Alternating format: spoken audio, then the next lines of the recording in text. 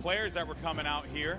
We actually have one that you all may recognize standing by with Pookie. Pookie, who you got for me?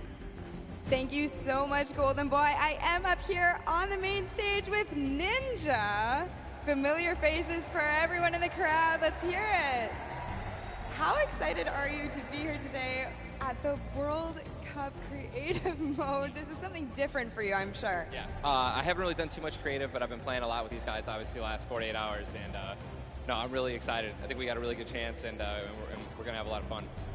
Now, tell me a little bit how your team came together. Yeah, I checked out their clips for the trick shots that they submitted, and they were all, they stood out to me. They were special, and it was just an easy choice to pick these three guys. And, like I said, we've actually been bonding pretty hard the last 48 hours. So team cohesion is an all-time high.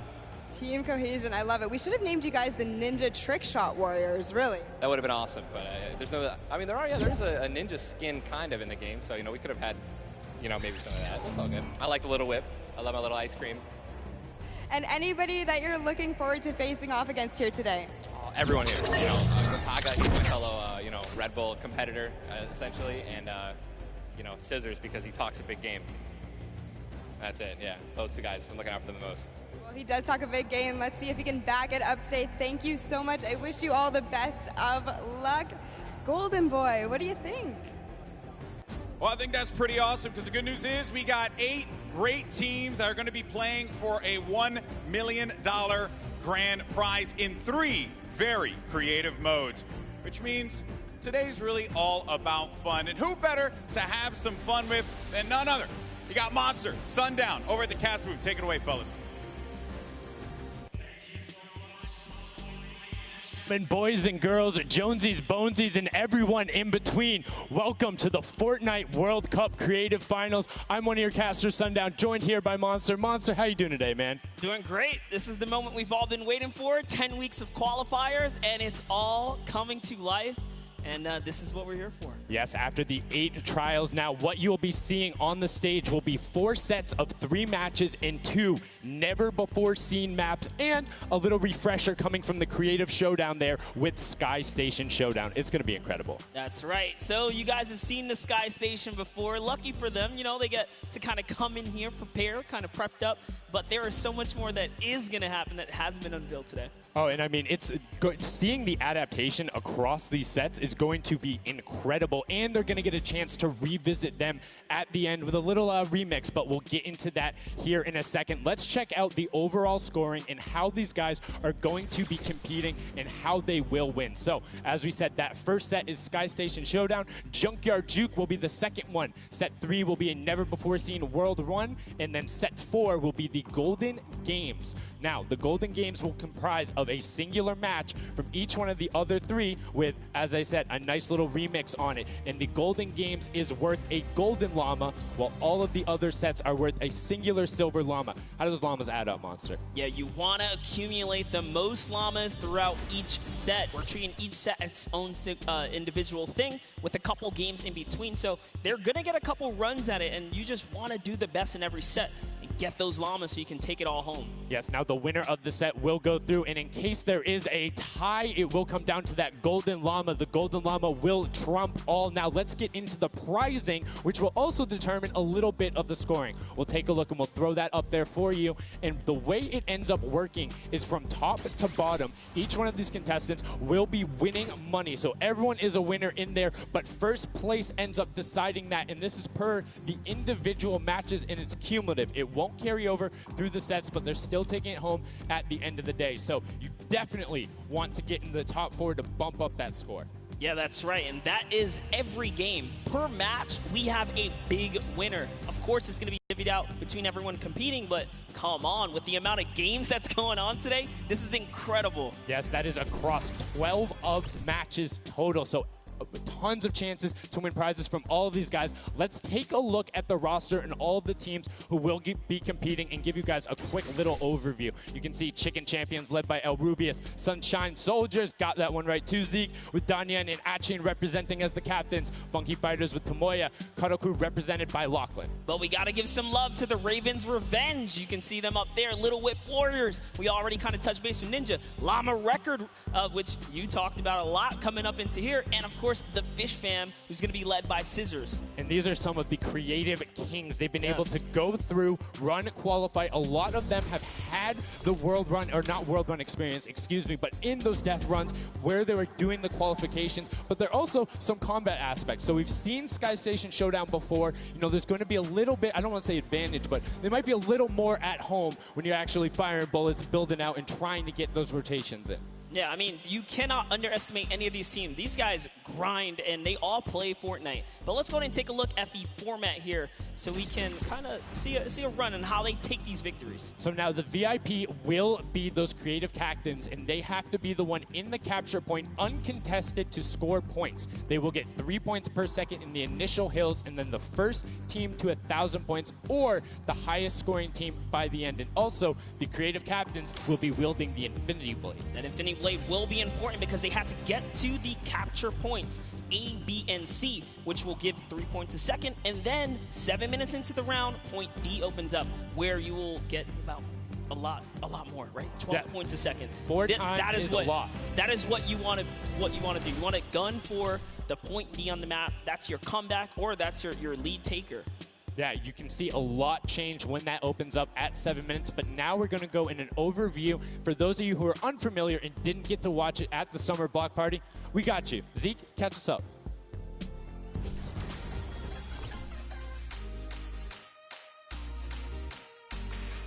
This map is a collaboration between Team Evolve and Epic. Now let's break down how it all works. For this very special event, we are bringing you an exciting King of the Hill style game built in creative by Team Evolve. 8 teams of 4 players will start at their home base on the edge of this massive flying city. Together they will push 3 capture circles, racking up points by holding them down for their team. As each team heads toward the capture points, they'll need to protect their team's VIP, who plays a key role in this game mode. If they get eliminated, they'll respawn at the team's home base. The VIP is the only player who can earn points for your team while in the capture circle, earning 3 points per second. They are also the only ones who can wield the Infinity Blade, which deals massive melee damage and enables the wielder to jump incredible distances. It's the rest of the team's job to make sure the VIP gets to the capture circle and stays there as long as possible without being eliminated. With 3 capture circles across the map, teams have to strategize to figure out which point they'll be able to hold. Pay attention to your surroundings, because if lots of teams are fighting for the same point, there could be an open circle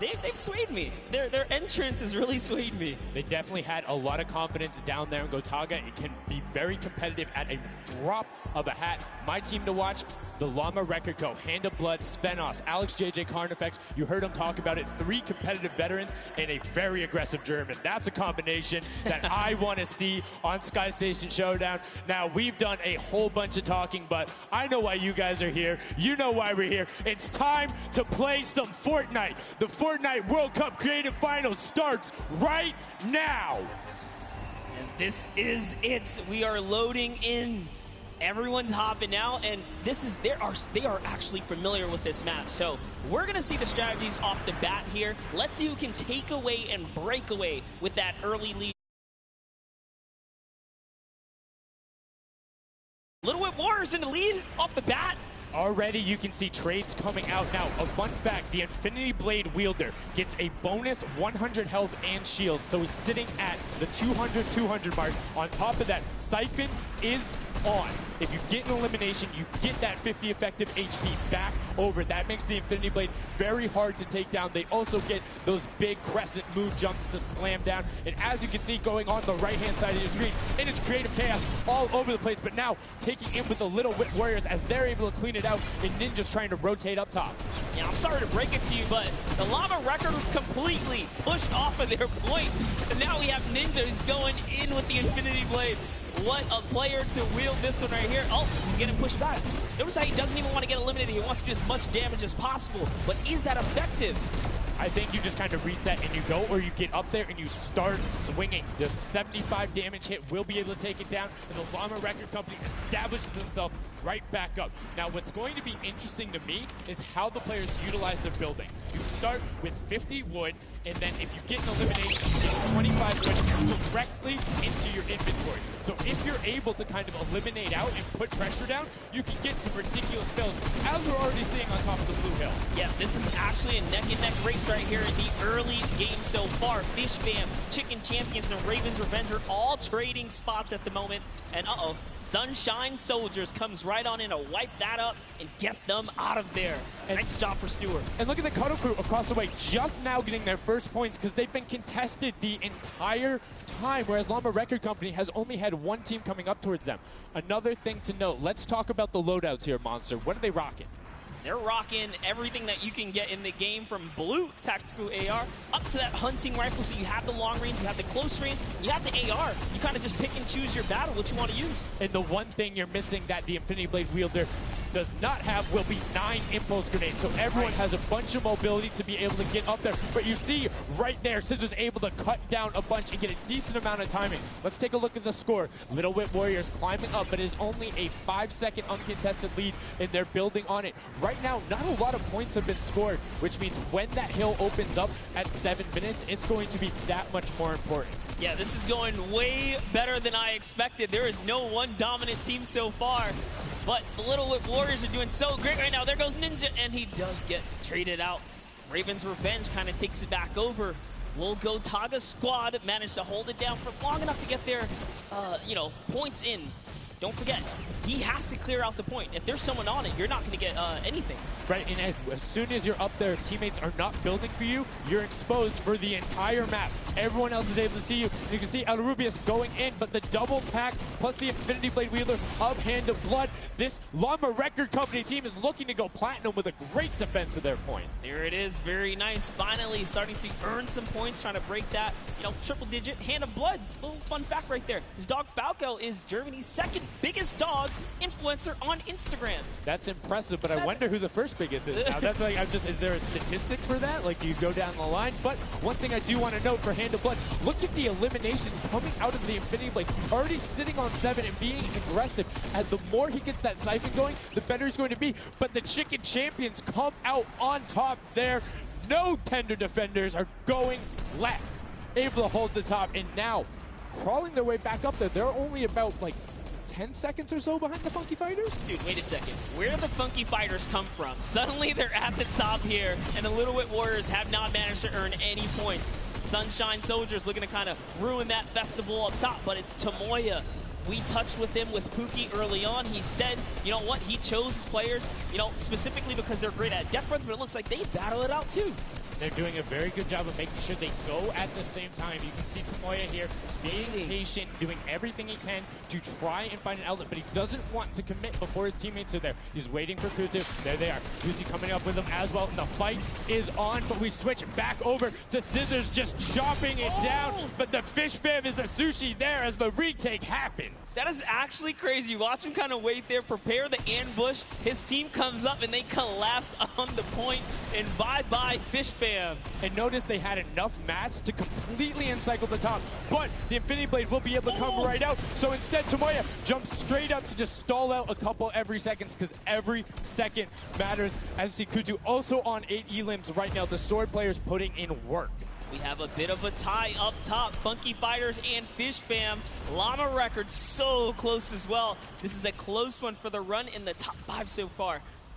And I like seeing the Funky Fighters using impulses out of spawn. You get 9 of them, so it's great to throw them off to knock other people off the point, but use 3 to get a little faster. These guys are all very experienced in terms of navigating basically every part of creative and battle royale, so they can use those little quick impulses to get themselves more efficient. As you see Zand go down, Suzu go down, Scissors go down right there as Lachlan is just cutting them apart. But Tomoya, again, the Funky Fighters come out on top with the Infinity Blades at least, so no points going over right now to the Cuddle Crew. Oh no, the Cuddle Crew does not have the Infinity Blade wielder here, so Clytex has to kind of hold it down for now and wait until the leader, the team captain, can get up to the top. If Lachlan gets there in time, he might be able to, but nope, they kind of lose their point of interest, unfortunately. And now Gotaga goes up and goes straight back down, not able to catch himself on the edge, so Raven's Revenge gonna have to wait a little bit before they get points, but have full control, and Gotaga unfortunately breaks some of his teammates' build there with the Infinity Blade. Yeah, you see Chappie. Chappie's from, you know, the USA. His favorite aspect of creative mode is actually 1v1 build fights, so this is why they're doing pretty good right now. And they kind of close it up. Looks like the Cuddle Crew has come back, but the Fish Fam is here to ruin that entire party. Can they shut it down? And Scissors survives just for a bit more. And again, you see every single time the Funky Fighters go up, it is never a solo person. It is always 2, most of the time 3. They get control and then they immediately box up. But while we've been talking about them, let's check in back with the scoring as we're now right around the 3rd mark and a minute out from that 12 point per second circle. And Ninja's team, the Little Whip Warriors, are Little Whipping all over as Tomoya goes up, comes back down, and the Xing Xing was not enough.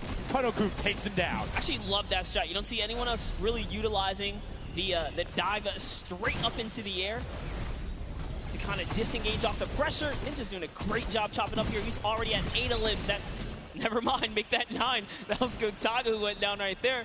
And they finally get another run at, you know, advancing the lead here. And they are slaying out, too. Yes. You see every single one of them almost to the double-digit marks. But Taco, hello.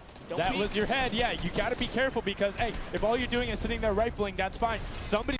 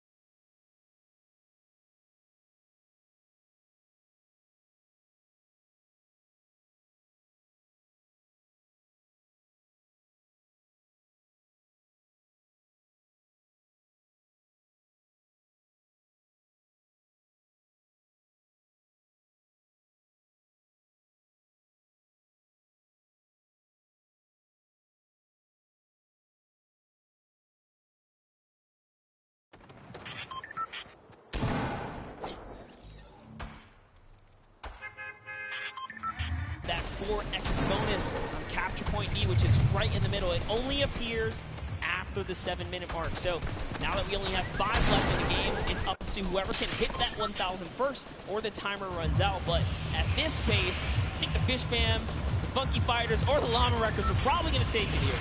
Yeah, the Sunshine Soldiers are also racking up points quickly. What's interesting to see is the Fishman are pretty much now uncontested as everyone has tunneled in on that center hill. But once you get later into the game, when you need to kind of go up a little bit more, consistent points end up winning out because everyone will turn their attention to the 12 points per second. You'll have impulses going down there, random hunting rifle shots, builds 24/7 because they see that tick happening. And look, as I said, all the sword players are down there, 2 of them going off, the tac shotguns being thrown up. They're all everywhere, but it doesn't matter. Points aren't being scored right now.